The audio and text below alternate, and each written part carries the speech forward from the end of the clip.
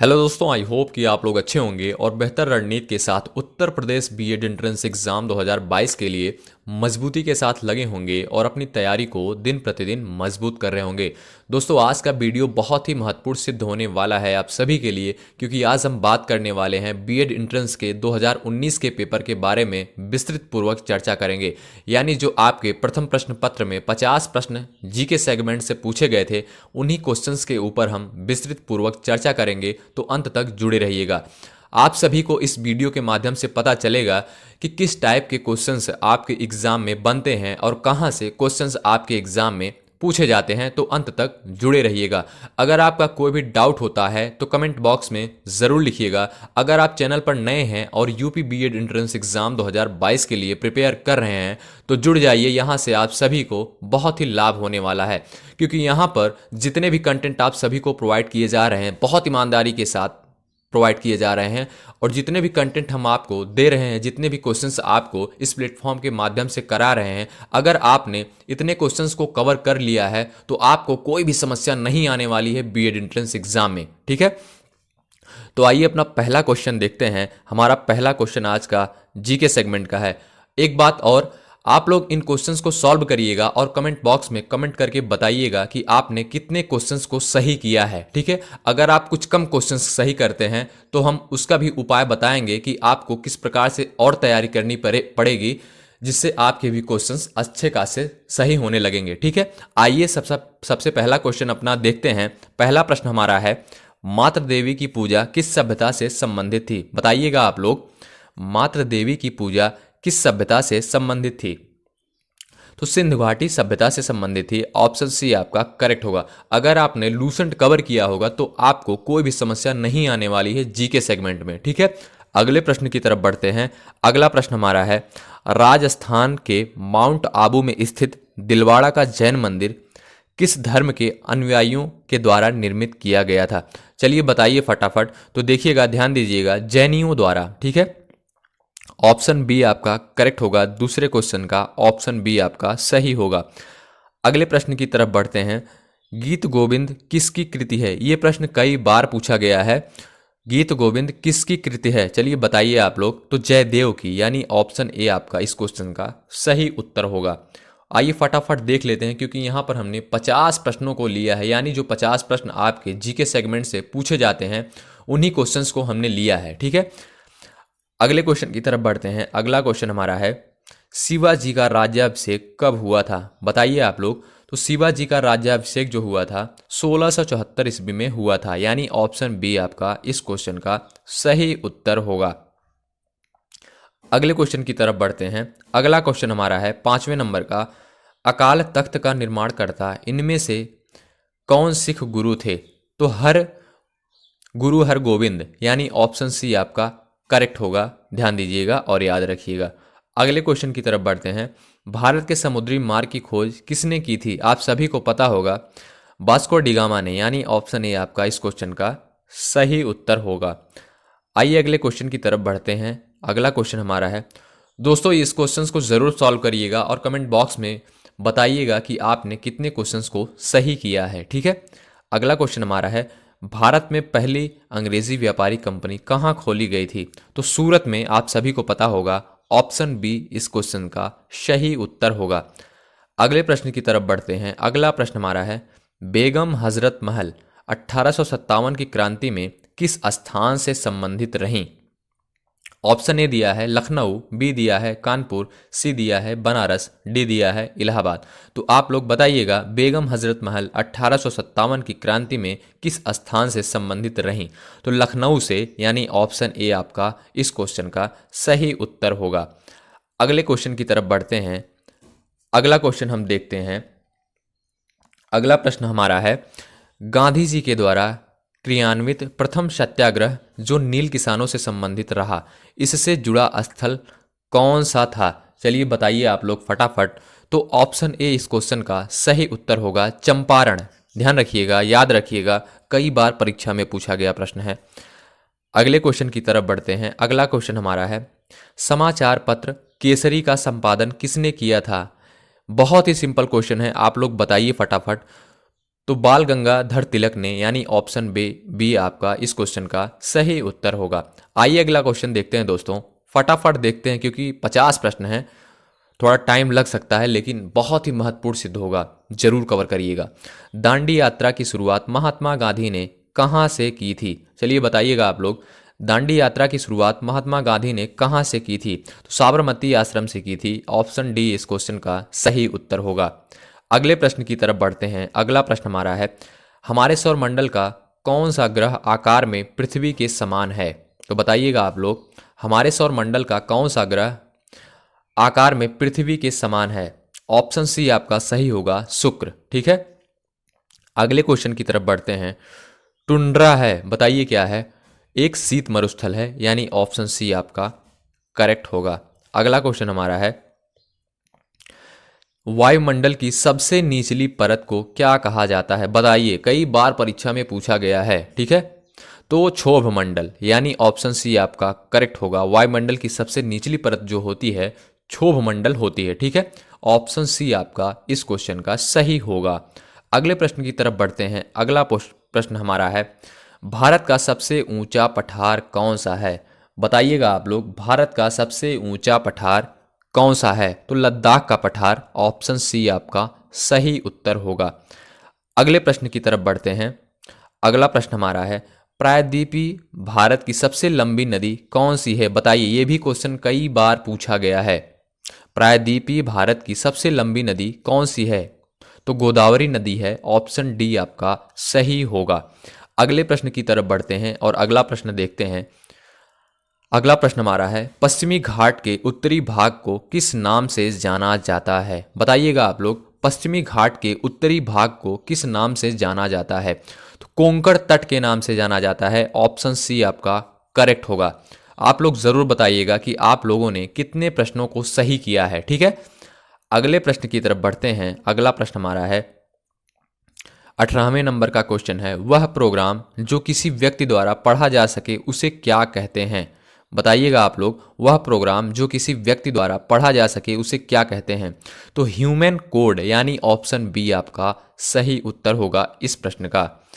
अगले प्रश्न की तरफ बढ़ते हैं। अगला प्रश्न हमारा है, निम्नलिखित में से कौन सा भारत की निम्न कृषि उत्पादकता के लिए उत्तरदायी नहीं है? बताइएगा आप लोग, निम्नलिखित में से कौन सा भारत की निम्न कृषि उत्पादकता के लिए उत्तरदायी नहीं है? तो सहकारी कृषि, ऑप्शन ए आपका सही उत्तर होगा। ठीक है, अगले प्रश्न की तरफ बढ़ते हैं। अगला प्रश्न हमारा है, निम्नलिखित में से कौन सा बंदरगाह भारत के पश्चिमी तट से संबंधित नहीं है? बताइएगा आप लोग, निम्नलिखित में से कौन सा बंदरगाह भारत के पश्चिमी तट से संबंधित नहीं है? तो तूतीकोरिन, यानी ऑप्शन सी आपका करेक्ट होगा। ठीक है, अगले प्रश्न की तरफ बढ़ते हैं। फटाफट देख लेते हैं हम इन प्रश्नों को। इसके बाद हम प्रारंभ करेंगे दोस्तों समान हिंदी का टेस्ट, जो कि आपकी परीक्षा के लिए बहुत ही महत्वपूर्ण सिद्ध होगा। अगर आप चैनल से नहीं जुड़े हैं तो फटाफट जुड़ जाइए। काफ़ी लोग वीडियो को वॉच करते हैं, लाभान्वित होते हैं, पर चैनल से जुड़ते नहीं हैं। तो प्लीज़, इतनी मेहनत आप सभी के लिए की जाती है, तो एक लाइक और चैनल को सब्सक्राइब ज़रूर कर लीजिएगा। ठीक है, अगला प्रश्न हमारा है, दिल्ली में सर्दियों के समय वर्षा होती है, बताइए किस कारण होती है? तो पश्चिमी विक्षोभ के कारण, यानी ऑप्शन डी आपका सही उत्तर होगा। ठीक है, अगले प्रश्न की तरफ बढ़ते हैं। अगला प्रश्न हमारा है, सामूहिक उपभोग का अर्थ है। चलिए बताइएगा आप लोग, सामूहिक उपभोग का क्या अर्थ होता है? तो घरेलू खपत, यानी ऑप्शन ए आपका इस क्वेश्चन का सही उत्तर होगा। अगले प्रश्न की तरफ बढ़ते हैं और अगला क्वेश्चन हमारा है दोस्तों, राष्ट्रीय आय को और किस नाम से जाना जाता है? बताइएगा आप लोग, राष्ट्रीय आय को और किस नाम से जाना जाता है? तो एनएनपी, यानी साधन लागत पर। ठीक है, ऑप्शन सी इस क्वेश्चन का सही उत्तर होगा। अगले प्रश्न की तरफ बढ़ते हैं। अगला क्वेश्चन हमारा है, भारत में राज्यों के लिए राजस्व का सर्वाधिक महत्वपूर्ण स्रोत निम्नलिखित में से क्या है? बताइएगा आप लोग, भारत में राज्यों के लिए राजस्व का सर्वाधिक महत्वपूर्ण स्रोत निम्नलिखित में से क्या है? बिक्री कर, यानी ऑप्शन ए आपका सही उत्तर होगा। अगला प्रश्न हमारा है, निम्न में से किस वर्ष भारत G20 शिखर सम्मेलन की मेजबानी करेगा? ये क्वेश्चंस आपसे पूछा भी जाएगा। ऑप्शन डी आपका करेक्ट होगा 2022 में। ठीक है, अगला प्रश्न हमारा है, निम्नलिखित में से क्या वैकल्पिक मुद्रा का एक उदाहरण है? बताइएगा आप लोग, निम्नलिखित में से कौन सा, निम्नलिखित में से क्या वैकल्पिक मुद्रा का एक उदाहरण है? तो चेक यानी ऑप्शन सी आपका करेक्ट होगा। अगले प्रश्न की तरफ बढ़ते हैं। अगला प्रश्न हमारा है दोस्तों, निम्नलिखित में से किस पंचवर्षीय योजना में वास्तविक विकास दर लक्षित विकास दर से कम थी? तो चौथी पंचवर्षीय योजना। ठीक है, ऑप्शन बी आपका सही उत्तर होगा। अगले क्वेश्चन की तरफ बढ़ते हैं। अगला क्वेश्चन हमारा है, संविधान किस तिथि को पूर्णतः बनकर तैयार हुआ? बताइएगा, बहुत ही सिंपल क्वेश्चन है, बताइएगा आप लोग। तो 26 नवंबर 1949 को, यानी ऑप्शन सी आपका सही उत्तर होगा। अगला प्रश्न हमारा है, भारत में राजनीतिक शक्ति का प्रमुख स्रोत क्या है? बताइएगा आप लोग। तो भारत की जनता, यानी ऑप्शन ए इस क्वेश्चन का सही उत्तर होगा।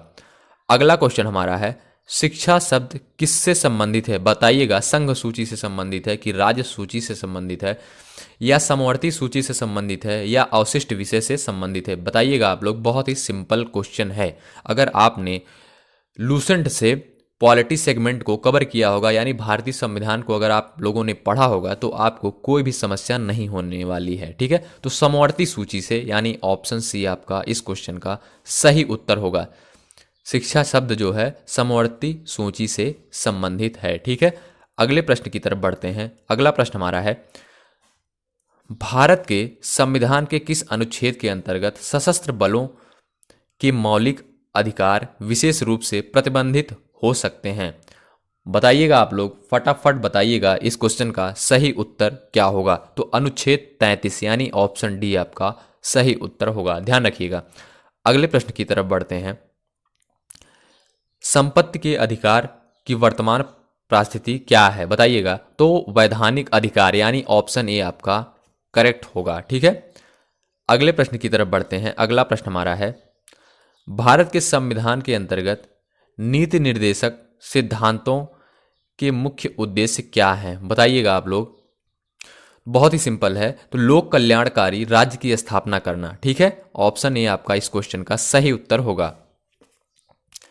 अगले प्रश्न की तरफ बढ़ते हैं। अगला प्रश्न हमारा है, राष्ट्रपति के निर्वाचन में विजयी उम्मीदवार के लिए प्राप्त करना आवश्यक है। तो कुल कराए गए मतदान का 50% से अधिक और कुल मतों का बहुमत, यानी ऑप्शन डी आपका इस क्वेश्चन का सही उत्तर होगा। अगले प्रश्न की तरफ बढ़ते हैं और अगला प्रश्न हमारा है, गुट निरपेक्षता से क्या तात्पर्य होता है? तो बताइएगा आप लोग, गुट निरपेक्षता से क्या तात्पर्य होता है? शक्ति पुंजों से तटस्थता, यानी ऑप्शन बी इस क्वेश्चन का सही उत्तर होगा। अगले प्रश्न की तरफ बढ़ते हैं, भारत राष्ट्र संघ का सदस्य कब बना? बताइएगा आप लोग।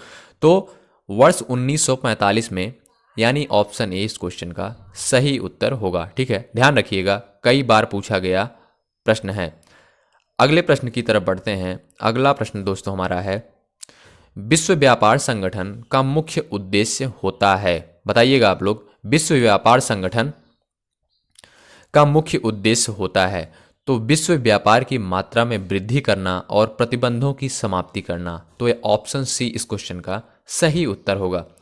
दोस्तों, आप लोग अंत में ज़रूर बताइएगा कि आप लोगों ने कितने क्वेश्चंस को सही किया है। ठीक है, अगले प्रश्न की तरफ बढ़ते हैं। अगला प्रश्न हमारा है, निम्नलिखित में से कौन सा पुरस्कार खेल क्षेत्र में प्रशिक्षण के लिए लिया जाता है? ठीक है, बताइएगा आप लोग, निम्नलिखित में से कौन सा पुरस्कार खेल क्षेत्र में प्रशिक्षण के लिए दिया जाता है? द्रोणाचार्य पुरस्कार, यानी ऑप्शन बी आपका इस क्वेश्चन का सही उत्तर होगा। अगला क्वेश्चन हमारा है, अर्थशास्त्र का नोबेल किसके द्वारा दिया जाना आरंभ किया गया? बताइएगा आप लोग, अर्थशास्त्र का नोबेल किसके द्वारा दिया जाना आरंभ किया गया? बताइएगा आप लोग, फटाफट बताइएगा। तो स्वीडिश सेंट्रल बैंक के द्वारा, यानी ऑप्शन बी आपका इस क्वेश्चन का सही उत्तर होगा। अगला क्वेश्चन हमारा है, स्पेल ऑन द टाइगर पुस्तक किसके द्वारा लिखी गई? बताइएगा आप लोग। स्पेल ऑन द टाइगर पुस्तक किसके द्वारा लिखी गई? तो सैयद माउंट गोमेरी के द्वारा, यानी ऑप्शन सी इस क्वेश्चन का सही उत्तर होगा। ठीक है, अगले क्वेश्चन की बात करते हैं। अगला क्वेश्चन हमारा है, वीर सावरकर अंतर्राष्ट्रीय हवाई अड्डा जो डॉट डॉट डॉट में स्थित है को एक अधिकृत आव्रजन चेक पोस्ट के रूप में घोषित किया गया है। बताइए इस क्वेश्चन का सही उत्तर क्या होगा और खाली स्थान पे क्या भरा जाएगा? तो पोर्ट ब्लेयर, अंडमान निकोबार द्वीप समूह, यानी ऑप्शन सी इस क्वेश्चन का सही उत्तर होगा। ठीक है, अगले प्रश्न की तरफ बढ़ते हैं और अगला प्रश्न हमारा है, संघाई कारपोरेशन संगठन में कौन कौन देश शामिल हैं? तो ध्यान दीजिएगा, चीन, रूस, कजाकिस्तान, उज्बेकिस्तान, तजाकिस्तान, यानी ऑप्शन ए इस क्वेश्चन का सही उत्तर होगा। याद रखिएगा, ऑप्शन ए इस क्वेश्चन का सही होगा। अगले प्रश्न की तरफ बढ़ते हैं। बहुत ही इंपॉर्टेंट क्वेश्चन ये हमारा है, दूरी मापने की सबसे बड़ी इकाई कौन सी है? कई बार परीक्षा में पूछा गया है, तो ध्यान दीजिएगा, पारसेक होता है, यानी ऑप्शन सी इस क्वेश्चन का सही उत्तर होगा। अगला क्वेश्चन हमारा है, विटामिन B6 का रासायनिक नाम क्या होता है? ध्यान दीजिएगा, विटामिन B6 का रासायनिक नाम क्या होता है? तो पायरिडॉक्सिन, यानी ऑप्शन बी इस क्वेश्चन का सही उत्तर होगा। अगला प्रश्न हमारा है, गति के नियम का प्रतिपादन किसने किया था? आप सभी को पता होगा, न्यूटन ने। ऑप्शन ए आपका इस क्वेश्चन का सही उत्तर होगा। अगला प्रश्न हमारा है, डीटीपी का विस्तार करें। डीटीपी का विस्तार करें, बताइए डीटीपी का फुल फॉर्म, यानी डेस्कटॉप पब्लिशिंग होता है। ऑप्शन ए इस क्वेश्चन का सही होगा। अगले क्वेश्चन की तरफ बढ़ते हैं। 47 नंबर का क्वेश्चन अपना देखते हैं। दवा व खाद्य पदार्थों के संरक्षण आदि में किस अम्ल का प्रयोग किया जाता है? बताइएगा आप लोग। तो बेंजोइक अम्ल, यानी बेंजोइक एसिड का प्रयोग किया जाता है। ऑप्शन बी इस क्वेश्चन का सही होगा। ठीक है, अगले प्रश्न की तरफ बढ़ते हैं। अगला प्रश्न हमारा है, मस्तिष्क किसके साथ मिलकर केंद्रीय तंत्रिका तंत्र की स्थापना करता है? तो मेरुरज्जु के साथ मिलकर, यानी ऑप्शन सी आपका इस क्वेश्चन का सही उत्तर होगा। ठीक है दोस्तों, अंत में जरूर बताइएगा कि आपने कितने क्वेश्चंस को सही किया है। ठीक है, अगला क्वेश्चन हमारा है, रंग वर्णांधता किस प्रकार का रोग है? बताइएगा आप लोग, रंग वर्णांधता किस प्रकार का रोग है? तो आनुवांशिक रोग है। ठीक है, जेनेटिक रोग होता है। ऑप्शन सी आपका करेक्ट होगा। अगला प्रश्न हमारा है, चीनी यात्री फाहियान किस शासक के समय भारत आया? बताइएगा आप लोग, बहुत ही सिंपल क्वेश्चन है। चीनी यात्री फाहियान किस शासक के समय भारत आया? बताइएगा आप लोग, फटाफट बताइएगा। तो चंद्रगुप्त द्वितीय के शासन के समय, यानी ऑप्शन सी इस क्वेश्चन का सही उत्तर होगा। दोस्तों इतने क्वेश्चंस आप लोग जरूर कवर कर लीजिएगा। अगर आपका कोई भी डाउट होता है तो कमेंट बॉक्स में ज़रूर लिखिएगा। अगर आप चैनल पर नए हैं तो फटाफट जुड़ जाइए। अगर आप यूपी बीएड एंट्रेंस एग्जाम 2022 के लिए प्रिपेयर कर रहे हैं तो फटाफट जुड़ जाइए, क्योंकि यहाँ से आप सभी को बहुत ही लाभ होने वाला है। और आप लोग बताइएगा कमेंट में कि आपने कितने क्वेश्चंस को सही किया है। इसके बाद हम प्रारंभ करेंगे सामान्य हिंदी का टेस्ट, जो कि आपकी परीक्षा के लिए बहुत ही महत्वपूर्ण सिद्ध होगा।